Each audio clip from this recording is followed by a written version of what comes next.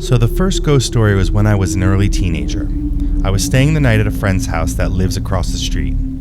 His family recently got a chair for their living room. It was an old armchair that they received from another family member. Anyway, the night that I slept over, my friend and I decided to quietly play hide and seek in the dark. I went to go hide. I hid in the shower and the curtain was closed. Just standing there in the dark, I realized that I didn't hear the sound of him moving from the other room. So I decided to get out of my hiding spot and go back into the living room where Cody was. He was sitting on the couch, kind of laid back against the end closer to me. I could see that he was staring at the chair that was now placed against the center back wall.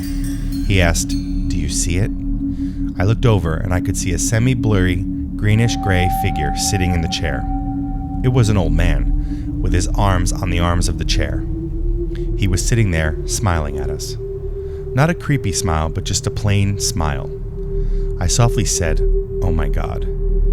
Cody and I then were pretty much finishing each other's sentences about how the old man was wearing slacks, shoes, and a button-up sweater, and how he was smiling. We wanted to make sure that we both saw the same thing. The old man faded away. We ran back into Cody's room and immediately turned the light on and closed the door.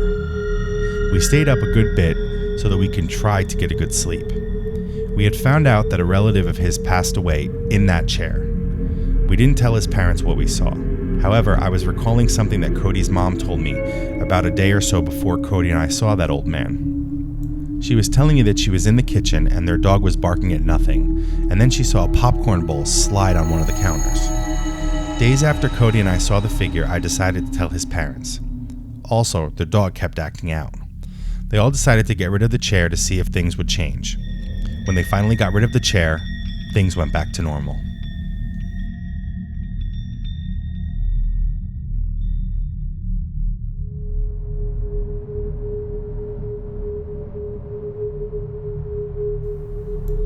My parents and I used to go to St. Augustine often. This happened when I was 16. We went to the St. Augustine Lighthouse, which is known to have paranormal activity. At the bottom of the tower, there were two little offices that used to belong to a sea captain who ran the lighthouse, and his regular home was built on the property, where him and his family lived. My mom and I were in one office looking around, and my dad was in the other that was across a small hallway.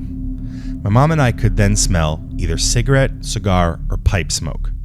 We were looking for vents, but we couldn't find any. There was a window that we looked out to see if anyone was smoking outside. There wasn't anyone. My mom and I were confused. We then told my dad. We then shrugged it off. A few weeks later, we were watching TV, and we were watching a special that was talking about the ghosts of St. Augustine. There was a segment about the lighthouse. It was saying that the captain haunts the lighthouse, and his two daughters haunt the home that's on the property. The TV show was saying that the captain was a pipe smoker, and that there were reports of pipe smoke smell in that office, and that was a sign that the captain was in the room at the time. My mom and I immediately looked at each other with our jaws dropped. We realized that he was in the office with us.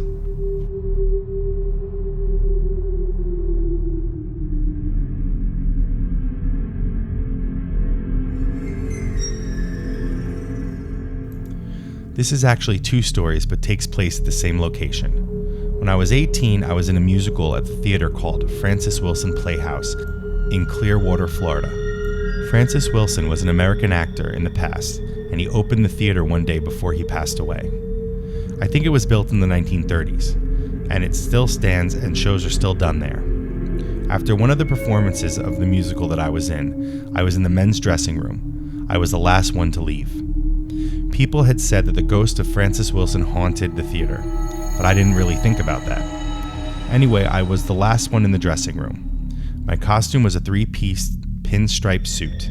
I had a hairbrush on the counter. I undressed and all my costume pieces were covering the brush. I turned around to grab the hangers. I heard a slight rustle. When I turned back around, I saw my hairbrush was now on top of the costume pieces. I looked around to see if anyone else was in the room, which I knew that I was the only one. I quickly finished up and left. The girls in the show were upset the next day because the stage manager told them that the dressing room was left a mess. They all knew that they had cleaned up. We tested this out to see if it was something paranormal. That day there were 2 performances. In between the shows, we made sure that the dressing room was tidy. We ordered pizza and ate in the green room, and I made sure that no one went into the girls' dressing room. The time came when we all had to start getting ready for the evening show. I opened the door with the girls. Then they immediately started screaming while I stood there stunned. Each girl wore a wig, and they would put the wigs on the styrofoam wig heads. We all noticed that the wigs were either all messed up or taken off the wig heads altogether. It wasn't a terrible mess, but it was still a mess that we knew that none of us did it.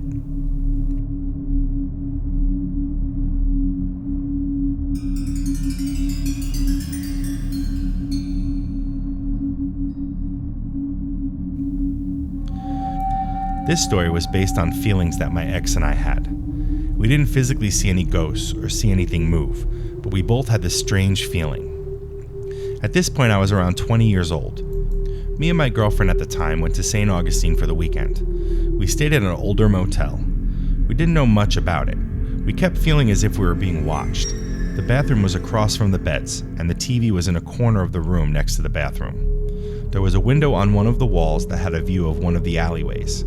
It was a busy alleyway during the day, with some tourists and even the tram ride that would drive tourists around. We made sure that the curtains stayed closed so no one could see us.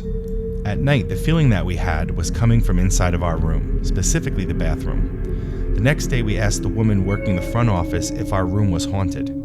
We gave her our room number. She said no.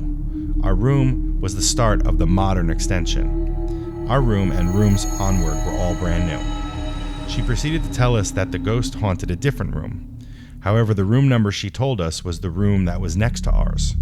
We nodded, thanked her, and walked away. We knew that the only thing separating the rooms was a bathroom wall. We both felt that the woman was dumb, for the fact that we wanted to tell her things like the ghost could probably travel, not just stay in the same room. Even though the room is next to ours, where most of the haunts were reported, we figured the energy could still seep through the bathroom wall. That was the only thing between us and the haunted room that was next to us. So we concluded that we most likely were being watched at times by whoever this ghost was. The ghost probably came through the wall and was making its presence known.